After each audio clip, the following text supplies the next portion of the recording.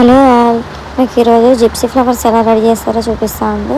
మామూలుగా జిప్సీ ఇవి చాలా కాస్ట్ ఉంటాయి. జిప్సీ బొకే షాప్లలో దొరుకుతాయి, ఫ్లవర్ మార్కెట్లో కూడా దొరుకుతాయి.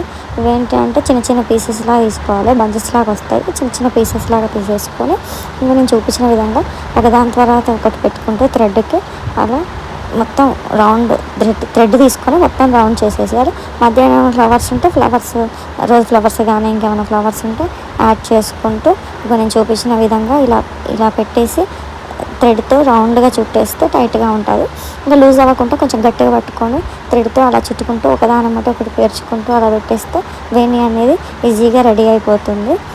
కాకపోతే చూసుకొని మనం ఎంత పడుతుంది అనేది చూసుకొని మనం ఫ్లవర్స్ పెట్టాలి. కొంచెం లావుగా కాకుండా మీడియంలో పెట్టేస్తే మనకు నీట్గా కనిపిస్తుంది ఫ్లవర్స్.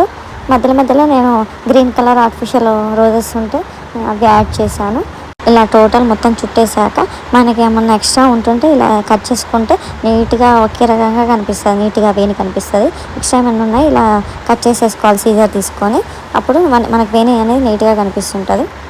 మనకి ఏమైనా కలర్స్ కావాలన్నా కలర్స్ కూడా యాడ్ చేసుకోవచ్చు. నేను గోల్డ్ కలర్ యాడ్ చేశాను, వైట్ని గోల్డ్లో చేశాను.